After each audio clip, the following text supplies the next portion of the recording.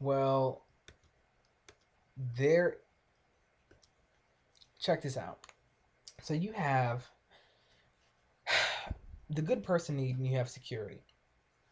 You need to feel like you're a good person, quote unquote. You're a person that you like, but the and you also have to feel secure. Now, but what's so interesting is that our minds have the drive, have the functionality of, I guess its functionality is based on the idea that those, well, the attempt to fulfill these two needs that don't even exist. They're fake. So I mean, technically, there's no such thing as good. There's no such thing as bad. There's just your agenda and what you feel falls in line with that, and what's against it. So actual good and evil don't particularly exist. Now, what's so interesting about the fact that your needs are met through, that's why your needs are met through imagination and illusion, because technically they're not, there are two things, security and good and bad, two things that don't actually exist. There is no real security. I mean, even if you were to point out, what's so interesting is if you were to say, like, I always use the example. I'll go back. Let's use the example. There's a graveyard. I want you to point out who's good, who's bad. Just look at a graveyard filled with bones. Who's good and who's bad? Now I want you to point to a day on your calendar and say August 15th, 2012. Were you a good or bad person? What in the morning? Were you a good or bad person? In the evening, were you good or bad? It's like you can't you it. I mean, it just doesn't exist. There's things that are for your agenda and are not, and I can elaborate more so on it, but I've already done that, and so I'm building upon established understanding. So now you have security. I at one point lacked some security. Like, if I was in, let's say I was in a house I didn't pay for, somebody could kick me out. I'd be like, holy crap! Like, I shouldn't be here. I should be in a place that's like settled. Or what's this backup plan? I just lacked security, but I mean, it's an illusion, because then I thought to myself, hold on. Well, let's say this is my body. I'll use this as an example. So I have, this represents my body. So right now, how am I secure? What if I move it here? Is it more or less secure? Well, it looks pretty equal to me. Well, what if I put this on the roof? What if my definition of secure is that physically I'm unharmed, then no matter where I put this, if I put this in the trees, I put this on the beach, I light some candles around it, does it ever become more secure? As long as it's technically unharmed, it's, if my definition of security is that it's not harmed, it's technically secure no matter where it is. If you were to think of like prison, or if you were to think of prison, or even the most unpleasant place where you feel like, oh God, it's never gonna be right again. Oh, what am I gonna do? Technically, though your mind changes and how you feel and how you judge that security. If you were on the street homeless under a bridge, if I put this under the street, this is my body, right? Under a bridge. I mean, technically, no matter where I am, if it's just as equally secure, you know.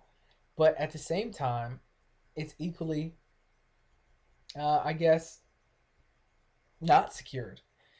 So uh, uh, let me try to Let me try to make this very clear. No matter where I am, as long as my body is whole, no matter where I am, I have the technically I have the same level of security no matter where I am. I can feel differently about it. I can choose to consciously say I'm not within my boundaries. I want to lack security. I'm lacking security because ultimately I want to lack security because it's going to push me to do something that will give me something that I believe put me in a place where I believe I'm more secure. If I lack comfort right now, I might end up on the beach. And based on my understanding, I'm more secure on the beach. But technically, I mean, that's just your mind changing. You're ultimately, unless you're like being cut up like in Saw or something like that. I mean, you're secure. But I guess so. The illusion of security is just it's like you're okay no matter what. And technically, but that's how you if you define it physically based on physicality. So what if you're sick? But there's people who have cancer who lack security. I mean, who have security.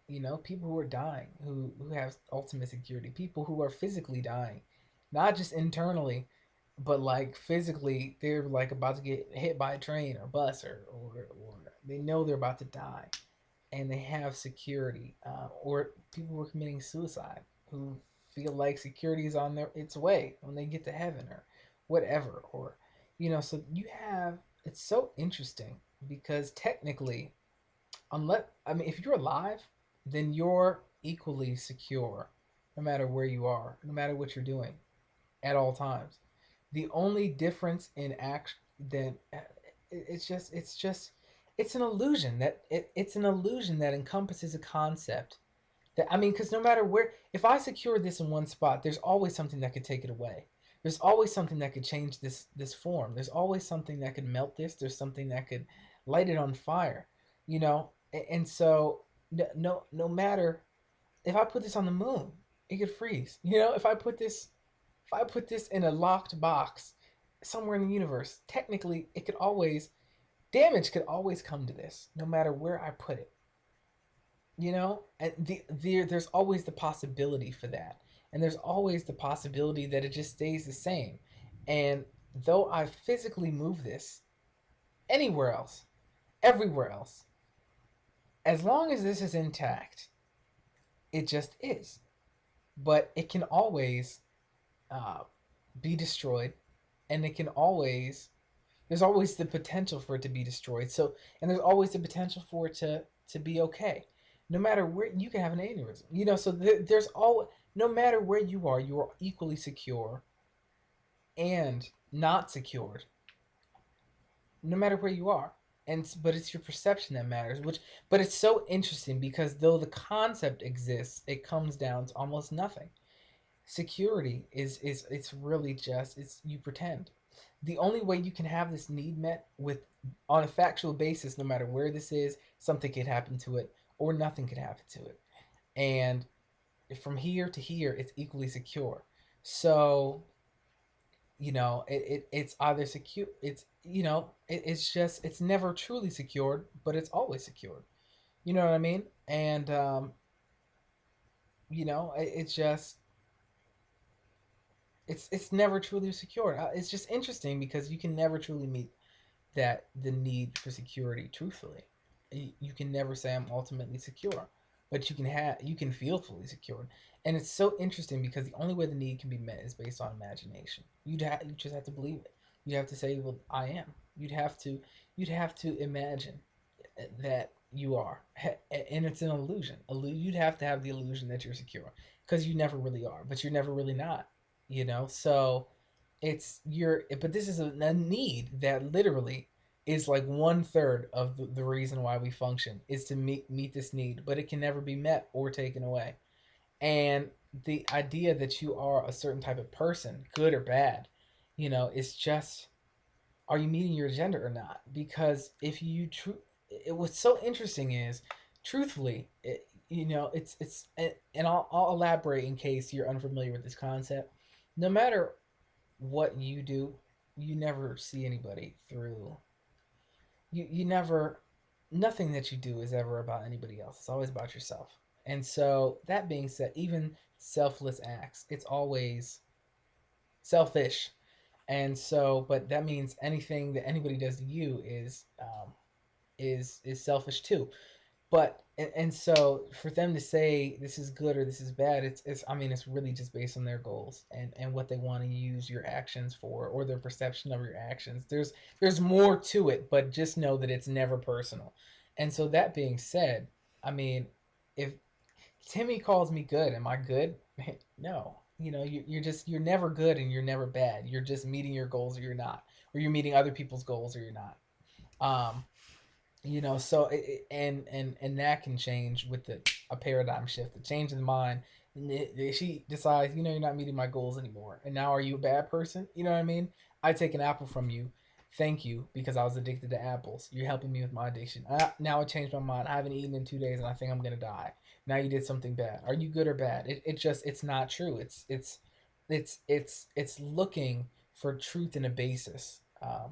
Truth as a basis to fulfill something that's impossible to fulfill. You're never a good or bad person, but you have to feel like you are. It's an imagination. It's an illusion. And how interesting is that? That you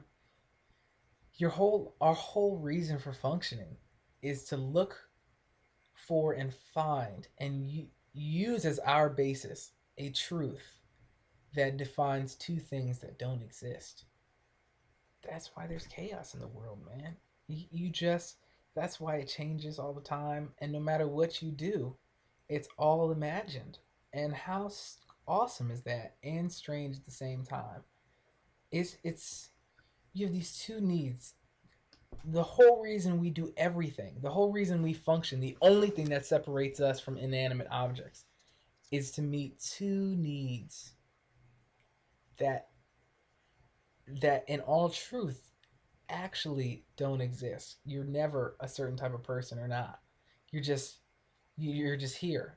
But the mind, it's so interesting because both of those things, security and and the good person and security, neither of them exist. Not really. They don't technically exist.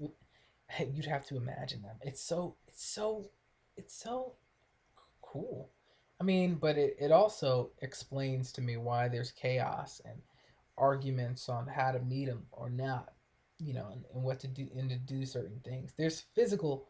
I mean, if you want to go, I'm not doing it. I'm not doing it. It's another video and it's long and I'd have to go into immense detail. Not doing it. I'm gonna keep it so most people can understand it. So, um, it's just so interesting. You're always trying to like who you are. You're always trying to feel secure. Always trying to be a good or bad person. Neither of which even exists. They exist enough to conceptualize and understand the process. There's no basis in truth for them. It's so weird. It's interesting. But it's enough to say I understand what the idea of good or bad. It's like seeing smoke. It's like you see the smoke and you can say, well, that's this is the definition of good. And this is the definition of security. You see the smoke, but you never see the smoke machine. You never because they're in this case, you know, there's not really. It's like seeing the smoke, but there's no basis. There's no. It's not really coming from anything. It's just an illusion that you see smoke because there's no smoke machine. There's no fun. There's no basis in truth. It doesn't even come from it. It's just imagined. I imagine the smoke.